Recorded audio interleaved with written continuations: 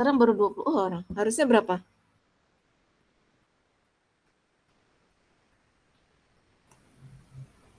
31. 31. Mana lagi? Kemana yang lain?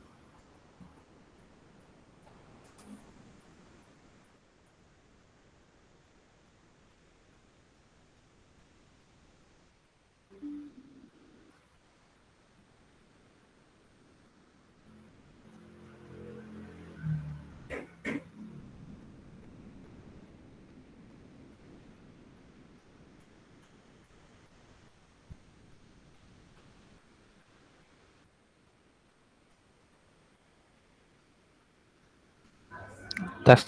Masuk nggak sih suara? Masuk. Oh maaf Bu.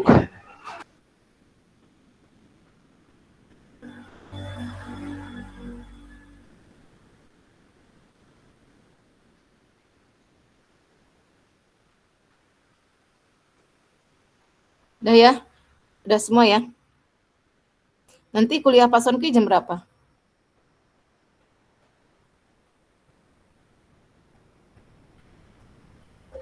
20.20 Bu. 20.20 ya? Iya. Harus cepet-cepet dong nih. Sebentar ya. Bisa sih.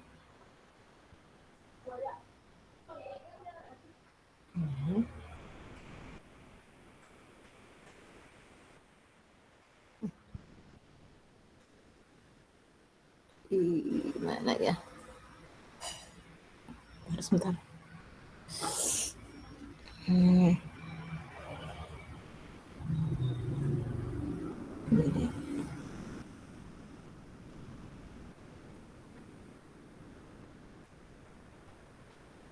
gitu? Ada enggak? Ini deh.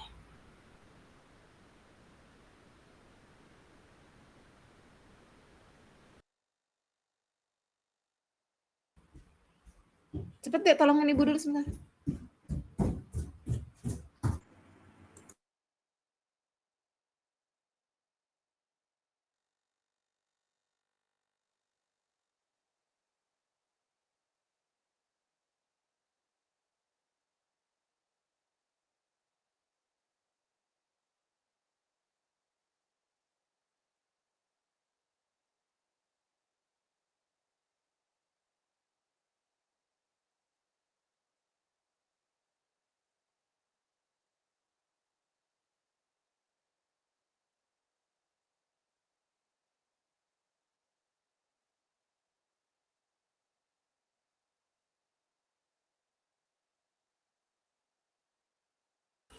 Share screen-nya sudah kelihatan belum ya? Sudah Bu. Udah ya? Sudah Bu. Kelihatan ya? Baik, kita mulai ya. Assalamualaikum warahmatullahi wabarakatuh. Selamat malam. Kelihatan ya? Baik. Nah, jadi mulai dari sekarang sampai dengan berapa? 18 pekan, 16 ya? 16 pekan ke depan. Jadwalnya sebenarnya jam berapa sih? Jam 18.30. Ya. Sebetulnya 17.30 sampai 20.10, tapi kan 100 menit Bu, jadi fleksibel mulainya sama terakhirnya, tapi 100 menit. Yaudah, jadi jam berapa mulainya nih? Biar disepakati aja. 18.30 ya? 18.30 berarti sampai jam 18.30 sampai dengan 20.10 ya. Setelah itu 20.20 Pak Sonki. Betul tinggal berapa menit lagi? Yaudah tinggal berapa menit lagi ya. Baik. Nah, metodologi riset ini nanti diarahkan seperti yang kemarin disampaikan ya. Metodologi riset ini nanti diarahkan ke pembuatan capstone. Ya. Nah, nanti dalam pembahasan ini ada materinya nih ya. Ini sebenarnya udah ada di e-learning ya. Nah, ini materinya yang akan disampaikan hari ini ya. Pertama itu capstone itu apa sih? Kemudian kedua itu tujuannya untuk apa? Kemudian sistematikanya bagaimana capstone ini? Ya, nanti akan diberikan contohnya juga supaya kemarin kan diminta kalau bisa sih satu orang tuh sudah megang satu judul gitu ya. Walaupun nanti kalau misalnya ada judul-judul yang sama atau topik-topik yang sama itu ya bisa digabungkan.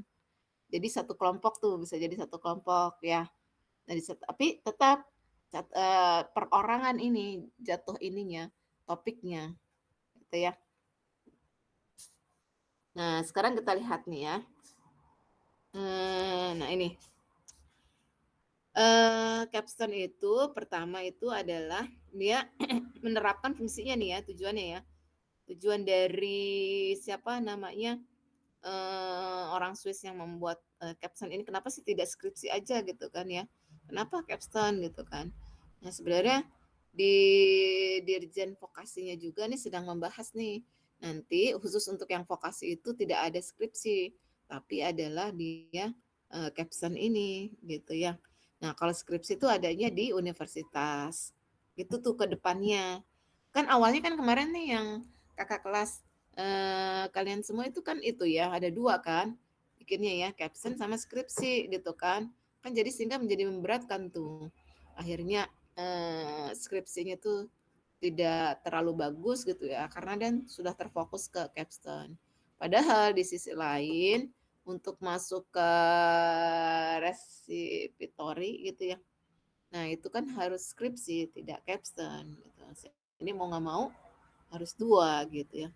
Nah, tapi sekarang kebijakannya,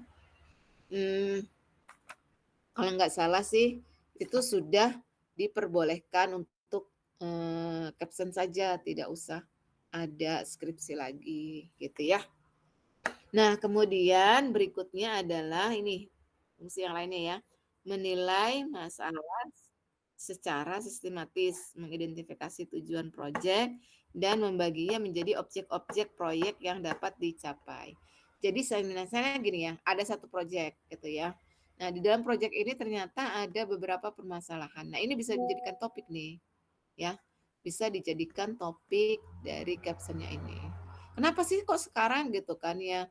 Tidak besok aja padahal kan ininya masih semester depan ya. Nah, ini waktu itu cepat berjalan, berjalannya cepat sekali ya. Jadi 1 tahun itu aduh nggak lama deh, nggak sampai 1 tahun. Kan satu semester itu cuma 4 bulan tuh. Jadi kalau 1 tahun itu ya kurang lebih 8 bulan lah ya. Nah, dalam jangka waktu 8 bulan itu untuk membuat sesuatu yang bagus itu, kalau misalnya dibuatnya mendadak gitu hasilnya tidak terlalu bagus. Belum mencari proyek-proyeknya itu kan lumayan tuh butuh waktu ya. Kemudian merencanakan dan mengatur proyek secara terstruktur, ya.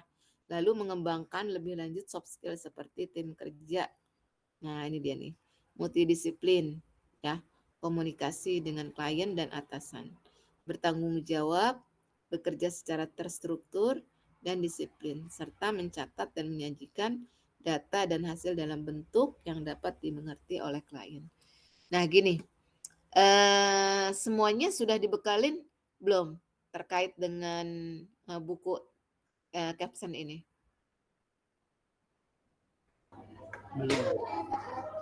Gimana ya? Hah? Ada yang sudah, ada yang belum sih? Sudah apa belum? Belum ya? Ya udah nanti kalau belum nanti dimasukkan ke dalam e-learning ya, biar dibaca-baca. Sebab lumayan tebal. Ini sih diringkas aja nih. Oke ya, lanjut ya. Nah, berikutnya bedanya ya antara skripsi dengan capstone ini. Kelihatan nggak? Kelihatan ya. Nah, lihat nih. Di dalam skripsi ya, outputnya itu adalah, kalau skripsi itu pertama itu dia membuat proposal dulu, gitu ya. Kemudian output yang lainnya itu sudah buat proposal, kemudian buat jurnal, lalu presentasi, laporan dulu ya, laporan baru presentasi, kemudian diseminarkan lah ya, diseminarkan. Itu adalah skripsi, ya. Buat proposal, sudah buat proposal, lalu buat artikel sih yang dimasukkan ke dalam satu jurnal. Yang artikel yang masukkan dalam satu jurnal itu dia bisa melalui seminar nasional gitu ya, atau bisa juga langsung tuh ke jurnalnya. Kemudian yang kedua adalah buat laporannya, dan yang terakhir adalah dipresentasikan ujian akhir itu maksudnya ya. Tapi kalau dalam project absent itu adalah pertama perjanjian project. Jadi antara si pesertanya nih, maksudnya si mahasiswa dengan kliennya ya, ada perjanjiannya. Kemudian membuat laporan project. Nah, sama tuh ya. Lalu selanjutnya buat poster. Ya, posternya ini yang bisa menyangkut semua aspek terkait dengan caption tadi. Kemudian presentasi project. Ya. Lalu selanjutnya adalah merekomendasikan apa sih yang harus dilakukan oleh klien ini gitu ya, supaya mendapatkan hasil yang optimal. Nah, itu perbedaannya ya. Kemudian berikutnya struktur laporannya nih. Kalau tadi outputnya ya. Struktur laporannya, kalau skripsi itu ya sama nih, ada lembar pengesahan sama ya. Kemudian di skripsi itu ada abstrak. Nah, sementara kalau di caption itu adalah rangkuman eksekutif. Gitu ya. Nah, rangkuman eksekutif ini sebenarnya sama aja sih dengan abstrak ya. Dia jadi memuat latar belakang gitu ya, tujuan, metode, kemudian hasil. Kemudian berikutnya adalah ini apa namanya, rekomendasi untuk kliennya itu apa. Begitu ya. Kemudian berikutnya bab 1 nih ada pendahuluan, sama ya pendahuluan. Kemudian kalau di skripsi bab 2-nya itu adalah kerangka teoritis atau tinjauan literatur ya. Sementara kalau di caption itu adalah deskripsi situasi awal. Jadi deskripsi suatu situasi awal itu maksudnya adalah maksudnya gini, menggambarkan kondisi si awal dari ini, dari proyeknya, dari permasalahan dari kliennya, ya kan? Jadi kan pertama kan kalian kan ini datang ke kliennya ya, ada masalah apa sih gitu kan? Ada masalahnya seperti ini misalnya gini, datang ke satu tempat gitu kan, tempat itu biasanya dia itu ini apa namanya, satu pabrik misalnya ya, UKM lah ya. Nah, kemudian di UKM ini dia menggunakan listrik, misalnya listriknya dari PLN. Nah, terus dia udah gitu karena di daerah seringnya mati gitu ya, sehingga produksinya itu menjadi terhambat misalnya gitu ya, atau menurun lah ya. Dan matinya itu ini berkala gitu ya. Berkala tuh maksudnya adalah setiap jam sekian mati gitu loh. Ini kan jadi masalah kan? Nah, akhirnya si klien tuh mikir, nih gimana nih kalau misalnya digantikan dengan PLTS gitu ya. Nah, ceritalah siapa namanya, si kliennya ke mahasiswa bahwa dia punya permasalahan seperti itu. Ini bagaimana kalau misalnya diganti dengan PLTS, ya kan? Tolong hitungin misalnya gitu ya. Modalnya tuh berapa? Modal yang harus dikeluarkan oleh si klien. Yang pertama. Lalu yang kedua, kalau modalnya sudah dikeluarkan sekian gitu ya, kapan baliknya gitu kan, pastinya gitu. Kemudian yang ketiga, misalnya gini, kalau sudah digantikan dengan PLTS, apakah semuanya bisa terpenuhi energinya gitu kan? Sebab kan PLTS juga kan pada waktu malam hari nggak bisa ini dia, tidak bisa dimanfaatkan kan, kecuali kalau misalnya ditampung di dalam baterai gitu kan ya. Nah, permasalahannya lagi, kalau misalnya dia dipakai baterainya kan mahal, ya kan? Nah, ini kalau pakai baterai begini nih balik modalnya berapa gitu kan. Itu nanti kalau pakai baterai kan berarti misalnya off grid ya, dia tidak terkait dengan PLN. Tapi bisa juga kalau yang on grid. On grid kan berarti kan dikaitkan juga dengan PLN ya. Jadi selain dari dia menggunakan PLTS ya pada waktu siang hari misalnya ya. Nah, itu malam harinya misalnya kalau misalnya 24 jam ya, malam harinya itu bisa pakai PLN misalnya. Jadi yang biasanya tuh sehari full pakai PLN, nah sekarang sudah berbagi tuh ya dengan PLTS gitu. Ya. Nah, itu adalah yang disebut dengan apa tadi, deskripsi awal. Jadi ceritakan aja nih. Awalnya seperti tadi itu yang sudah diinikan ya. Nah, kalau sudah ketemu seperti itu, kemudian metode penelitian nih ya, metode penelitian ya. Sama nih antara skripsi dengan di capstone. Metode penelitiannya adalah misalnya di capstone itu adalah ini pengukuran, misalnya kriteria evaluasi, tinjauan latar belakang. Nah, misalnya gini, terkait dengan masalah yang tadi yang tadi disampaikan ya, permasalahan ingin menggunakan PLTS ya supaya produksinya itu bisa berlangsung atau tidak bergantung dengan PLN gitu ya. Ya, kalau misalnya dia mati tetap bisa berjalan tuh produksi gitu kan. Ya kan? Nah, ini metodenya nih apa nih metode yang tepat gitu kan. Nah, pertama mungkin ya kalian kan tidak bisa langsung mencoba ya, buat langsung gitu kan. Jadi harus dirancang dulu kan, dirancang dulu. Nah, dalam hal merancang ini tentunya gitu kan perlu alat bantu, misalnya pakai SolidWorks misalnya ya, atau menggunakan ANSYS misalnya ya. Kenapa pakai SolidWorks? Misalnya gini, si si PLTS ini kalau misalnya halamannya tidak terlalu besar gitu ya, kan dia tidak di bawah naruhnya kan, pasti aja di atas tuh, di atas atapnya ya. Nah, kalau ditaruh di atas atap berarti kan harus diukur tuh strukturnya si atap ini apakah kuat ataukah enggak gitu ya. Nah, kekuatannya tuh sampai seberapa besar nih si PLTS ini bisa si kerangka atapnya ini bisa menampung PLTS. Nah, itu harus dihitung ya. Jadi pertama tadi ya, perancangan, dirancang lah ya. Di kebutuhannya berapa dulu, terus kemudian strukturnya. Ini nih mekteknya nih ya. Mulai main mekteknya di situ. Terus kemudian nih ada banyak nih orang yang bahasnya nih. Kemudian sebelum sudah dirancang gitu kan disimulasikan dulu ya. Simulasi. Nah, simulasinya. Dalam hal simulasi ini banyak nih softwarenya kan. Ada Vivisys, ada Homer ya kan. Ada apa ya namanya ya? Stekes ya. Apalah pokoknya. Banyak tuh ya. Bisa cari lah ya ininya simulasinya gitu ya. Nah, setelah ditentukan metodologinya, sudah tahu ya metodenya, metode untuk penyelesaian masalah ini gimana. Lalu kan disimulasi tuh ya. Ketika disimulasi tentu akan mendapatkan hasil beberapa hasil kan. Si A misalnya simulasi jangan satu ya.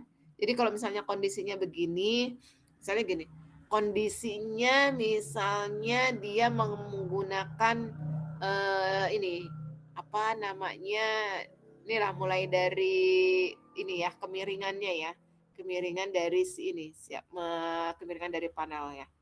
Nah, satu misalnya panelnya itu menghadap ke arah utara misalnya, yang satunya menghadap ke arah timur misalnya, atau sudutnya dibesarkan. Misalnya sudutnya yang awalnya misalnya 15 derajat, yang lainnya misalnya 30 derajat kebesarannya. 20 derajat misalnya. Nah, itu disimulasi itu.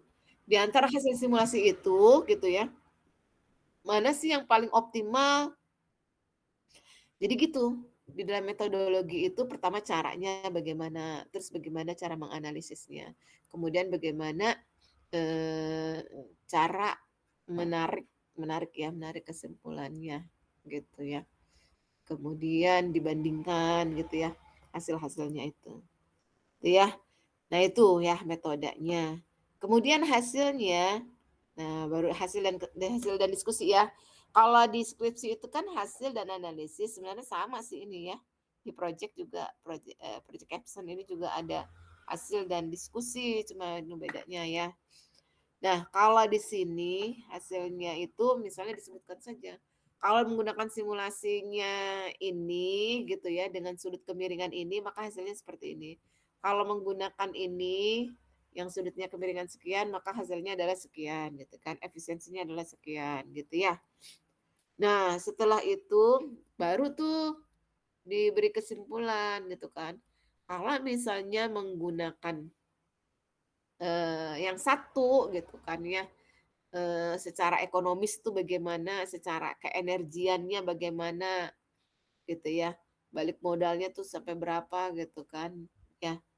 Nah, kemudian dia terjadi penghematan sampai berapa persen misalnya. Itu di caption ya. Nah, berikutnya yang terakhir kesimpulan. Nah, di dalam kesimpulan ini, ya kalau deskripsi kesimpulan namanya, tapi kalau di caption itu namanya adalah rekomendasi.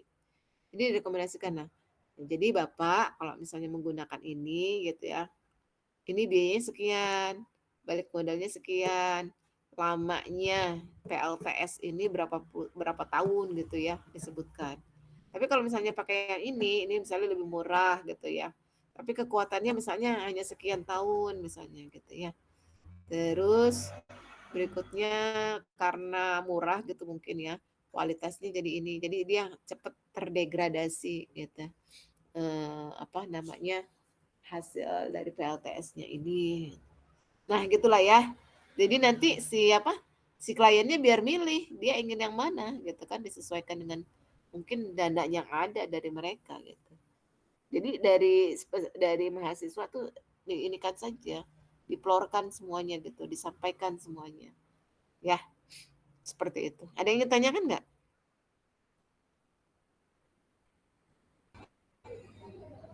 Belum sih Bu, masih coba mikirin Belum ya? Izin, Bu. akan Baik. gimana. Nah, ini tadi yang sudah dijelaskan itu jelas ya? Insya Allah Izin, Bu, clear. bertanya, Bu ya. Ya, silakan. Ya, mungkin kalau yang ini di dalam pekerjaan ini ada, Bu, di kita juga sudah ada namanya DMR ya, dokumen manajemen resiko, juga ada faktor-faktor penting. Kalau Apa Pak? misalkan BMR? BMR apa? DMR, Bu, DMR Bu namanya, Bu. Oh, singkatan dari Dokumen manajemen resiko sama TOR. Kita ada TOR. dokumen manajemen resiko. Iya. Ya, Di situ gimana juga Pak? nyangkupkan nanti dibuat simulasi potensi resiko alternatif 1, 2, 3. Kalau pakai apa namanya?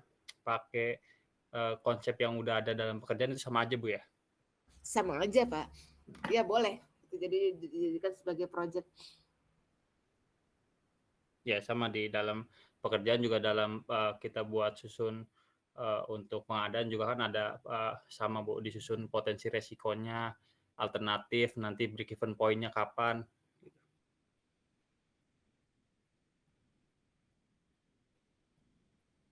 Mungkin nanti pakai pakai apa namanya, pakai itu yang di perusahaan juga sama aja mungkin, Bu ya?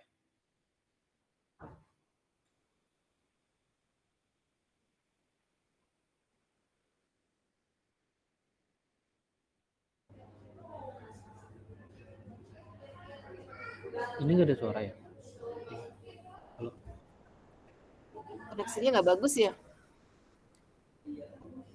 Ini nggak bagus nih koneksinya nih. Halo? Masih terdengar nggak suaranya? Masuk, Bu. Masuk ya? Tadi sempat terputus ya? Mungkin Pak Arif.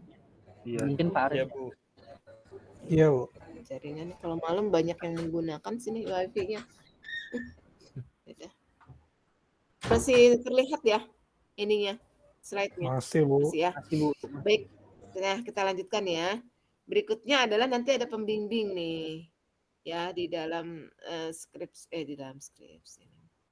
Di skripsi juga ada pembimbing, tapi kalau di project namanya coach ya, coach projectnya. Kemudian stakeholdernya, kalau skripsi itu lokasi penelitian, kalau ini klien harus ada kliennya sih, ya. Kemudian jadwalnya itu kalau skripsi kurang lebih 6 bulan, ini 18 minggu. Berarti makanya dimulai dari awal tuh. Dari sekarang ini sudah mulai. Ya, 18 minggu. 15 minggu untuk project dan 3 minggu untuk presentasi dan peninjauan. Kemudian organisasi projectnya individual, kalau ini bisa tim ya. Kalau di caption itu bisa tim.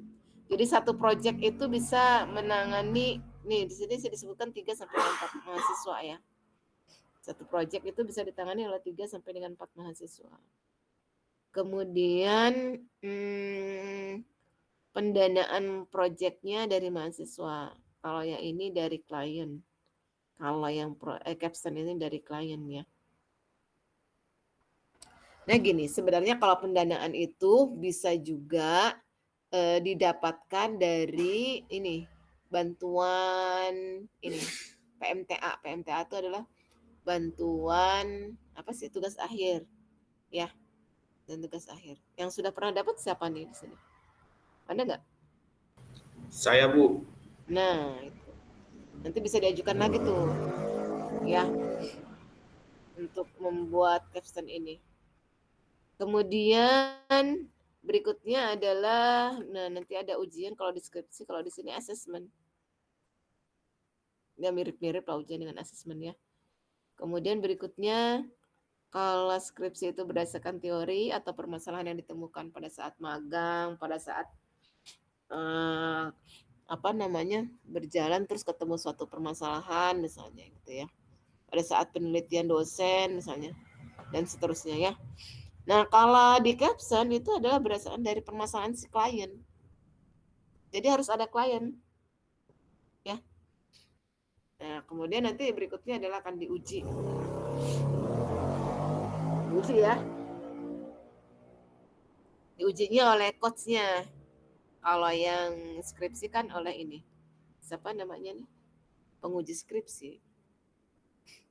Nah, sekarang kita coba ya masuk ke tahap yang pertama dulu apa nih? Abstrak ya. Abstrak atau rangkuman eksekutif. Tapi ini masih belum ini ya abstraknya ya. Apa nih? Nah, ini nanti kita masuk ke sini ya. Ke apa namanya? Beberapa hal. Nah, ini terkait dengan abstraknya. Di mana tadi ya? Contoh abstrak. Kok kesini?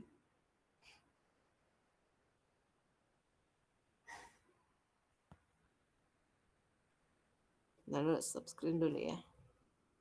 Stop screen mana?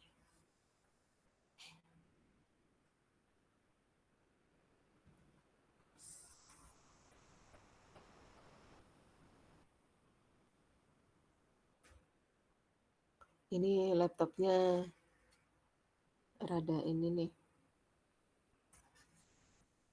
Mana ya stop screen?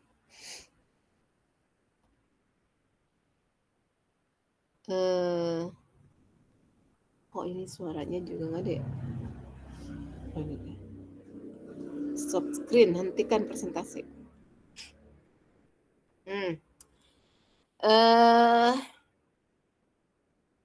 Ada pertanyaan nggak sebelum pindah ke contohnya? Izin Bu. Sebelum ke abstrak mungkin ya. Tadi kan kalau nggak salah ada yang sama dengan proposal tuh apa namanya? Perjanjian. Itu apakah ada format baku atau gimana ya? Ya, ada formatnya, nanti akan diberikan formatnya. Pokoknya semuanya akan nanti masukkan di dalam e-learning ya. E-learning ada formatnya, ada itunya.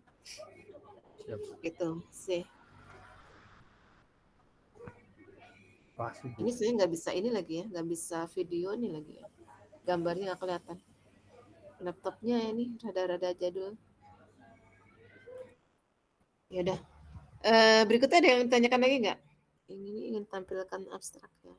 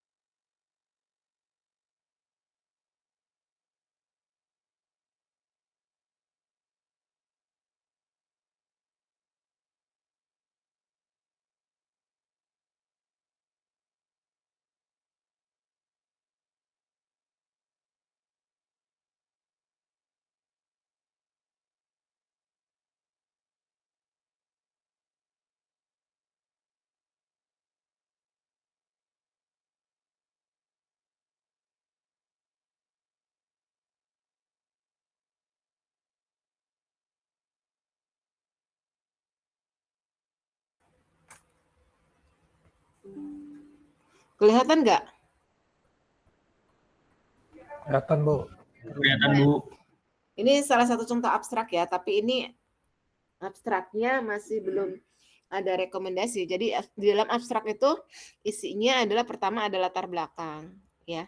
Kemudian ada masalah, kemudian ada tujuan, lalu ada metodenya, kemudian ada kesimpulan dan ada hasil akhirnya. Ya. Misalnya ini bukannya abstraknya ini ya. Abstraknya untuk project caption. Ada lagi nanti besok lah. Bukan besok ya, nanti abstraknya projectnya caption. Nah, misalnya gini, ini ada judul nih, karakteristik kekuatan tarik dan bending komposit hibrid serat ya, serat dan lidi kelapa. Jadi dia sebenarnya ingin membuat gitu ya, membuat komposit gabungan ya antara serat dan lidi kelapa. Fungsinya untuk apa sih? Nanti sih sebenarnya untuk filamen ya, filamen di 3D printing sih sebenarnya itu. Nah, lalu latar belakangnya apa nih? Di sini kan ada latar belakang ini warna merah nih ya. Yang warna merah itu. Pemanfaatan ya. Pemanfaatan dan eksploitasi serat alam sebagai penguat pada material komposit. Terus dikembangkan dengan tujuan untuk mereduksi penggunaan serat sintetis yang berdampak pada masalah lingkungan. Ya. Jadi latar belakangnya itu sebenarnya ada banyak nih serat gitu ya. Ya, serat itu banyak gitu kan. Terus berikutnya serat itu ini misalnya apa namanya belum dimanfaatkan secara optimal gitu kan. Yang dimanfaatkan itu adalah serat sintetis. Padahal serat sintetis ini banyak menimbulkan masalah di lingkungan gitu. Itu jadi satu latar belakang tuh ya, sekaligus permasalahannya. Latar belakangnya tadi serat alam belum dieksploitasi gitu kan. Padahal serat alam ini kan ramah lingkungan gitu misalnya ya. Nah, masalahnya sekarang itu banyaknya menggunakan serat sintetis. Nah, serat sintetis ini adalah tadi berdampak permasalahan ke lingkungan. Ya. Nah, kemudian nih warna biru. Nah, penelitian ini bertujuan untuk mengkaji secara eksperimen potensi serat dan lidi kelapa untuk pembuatan material komposit hibrid sebagai salah satu material komposit berbasis serat alam yang memiliki kinerja untuk aplikasi industri furniture. Nah, ini untuk furniture. Ya, jadi tujuannya itu tuh. Tujuannya sudah kelihatan ya. Nah, untuk mencapai tujuan itu maka diperlukan satu metode. Metodenya apa? Nah, ini metodenya nih. Metode yang digunakan adalah pembuatan komposit hibrid dengan memvariasikan volume serat dan lidi dengan matriks resin polyester. Sedangkan, nah nih pengujian ya, sedangkan pengujiannya sifatnya mekanis serta berturut-turut mengacu pada standar pengujian ASTM gitu ya, 638 dan STM D790. Kemudian untuk pengujian kekuatan tarik, jadi pengujiannya yang standar itu tadi yang mekanis ya, STM segini. Kemudian yang untuk tarik dan kekuatan bendingnya adalah gini. Jadi kekuatan tariknya ASTM D638, sementara kalau yang bendingnya itu ASTM D790. Nah, hasil yang diperoleh menunjukkan bahwa sifat kekuatan tarik dan bending paling optimal terjadi pada komposisi fraksi. Nah, ini kesimpulannya ya. Nah, lalu hasilnya adalah secara keseluruhan, hasilnya berarti rekomendasi ya. Secara keseluruhan bahwa lidi, kepala sebagian bahan penguat pada komposit hibrid belum memberikan penguatan berarti yang dikarenakan masih terdapat lapisan keras yang mengitari. Nah, yang mengitari pada permukaan lidi walaupun telah dilakukan perlakuan alkali. Nah, jadi intinya bahwa yang namanya rangkuman eksekutif itu terdiri dari komponen-komponen ini nih, ada 6.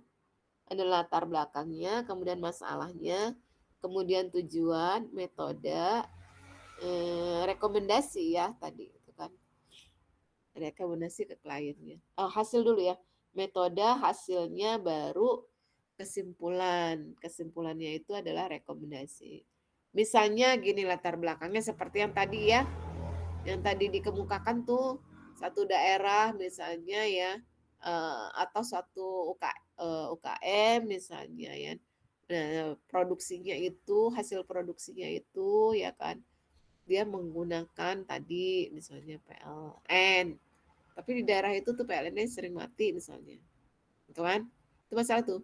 Produksinya sehingga menjadi turun. Salah ya. Jadi tujuannya adalah bagaimana nih caranya nih untuk mengatasi supaya produksinya tidak turun gitu kan. Nah, caranya tadi dengan metode apa misalnya ya, disimulasikan dulu. Seperti yang tadi ya diceritakan ya. Gitu ya. Kurang lebih. Nah, sampai sini ada yang mau ditanyakan tidak?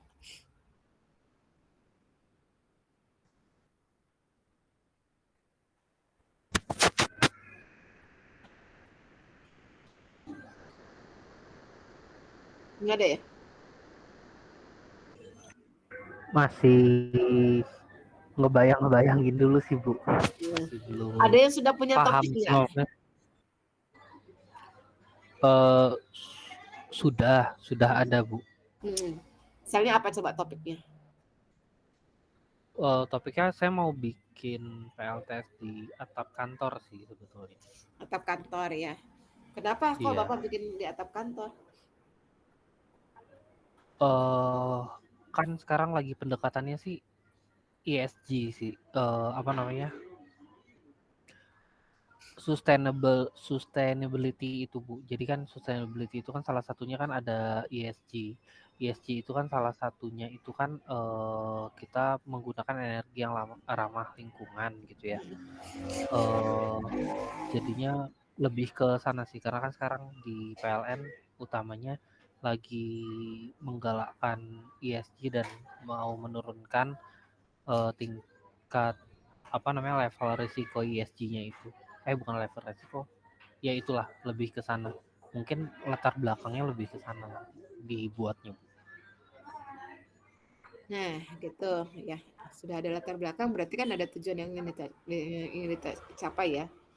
Iya, cuma itu masih mikir-mikir lagi mau gimananya.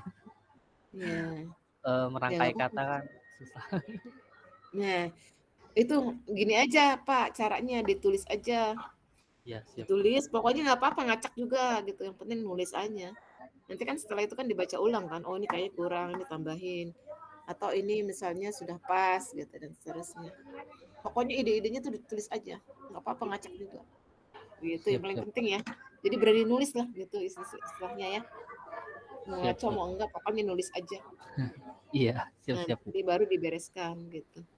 Tapi yang paling penting dapat topiknya dulu. Ini topiknya mau apa sih gitu kan.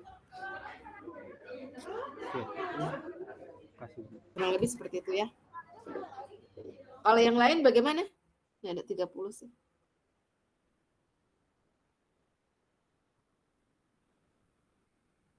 Yang lain ada nggak? Nah, kan seperti disebutkan di awal ya, bahwa perkuliahan ini tidak ada ujiannya. Jadi nilainya itu adalah dilihat dari caption yang dibuat ya. Jadi ini masih draft ya. Tidak beneran caption. Maksudnya tidak seperti yang sudah bagus lah yang mau diujikan tidak kan ya. Ini jadi draftnya.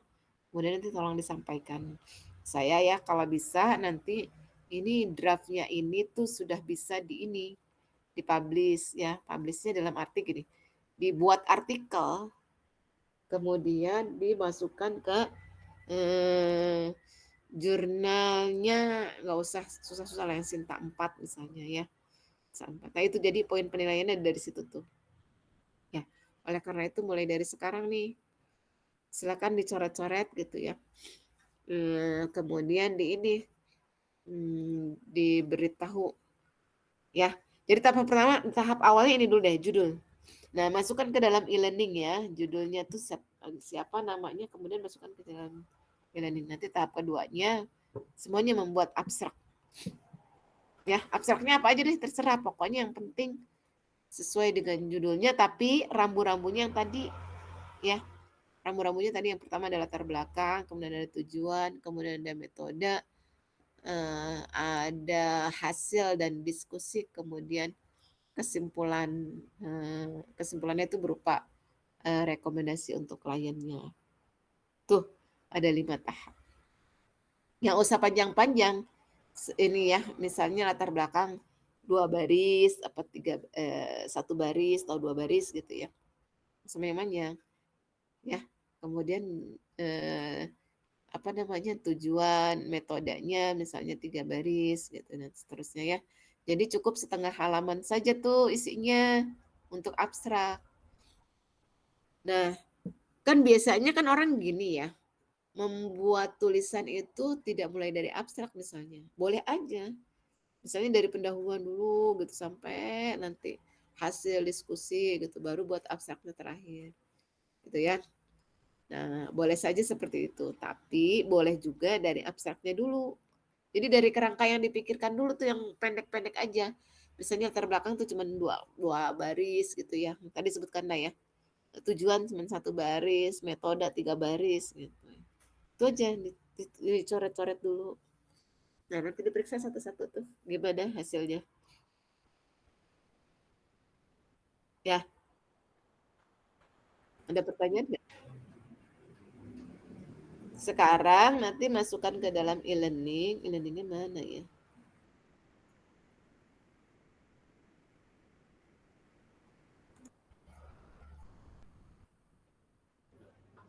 Nah, e-learningnya sudah bisa ini belum? Dilihat belum? Sekarang? Nah, sini ya, masukin ke sini ya. Judul dan asesmennya. Abstrak ya. Nanti pekan depan dikumpulkan.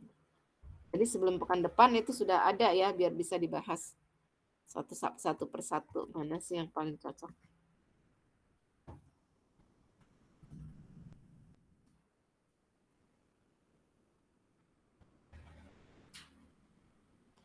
Sekarang tanggal 6, berarti pekan depan tanggal 13. Tanggal 12 gitu ya ngumpulinnya ya.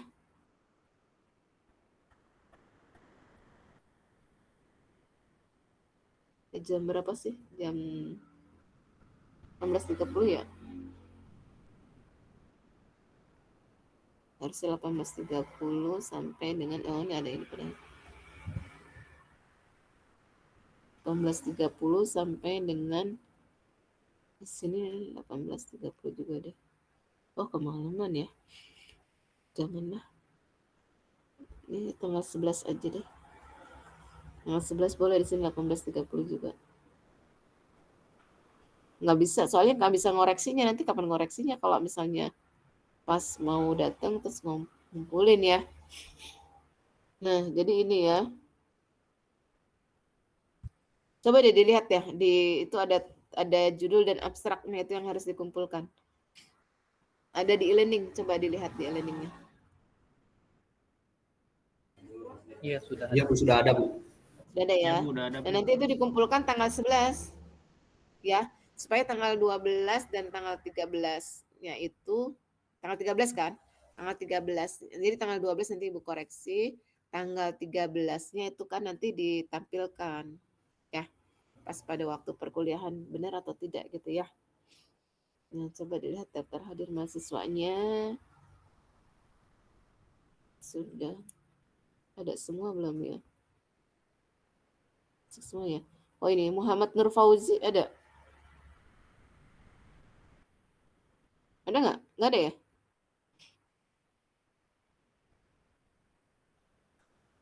Muhammad Nur Fauzi ada? Nggak ada ya? Nggak ada. Kalau nggak ada nanti ini kan. Yang lainnya sudah ada semuanya. Ini ada 30.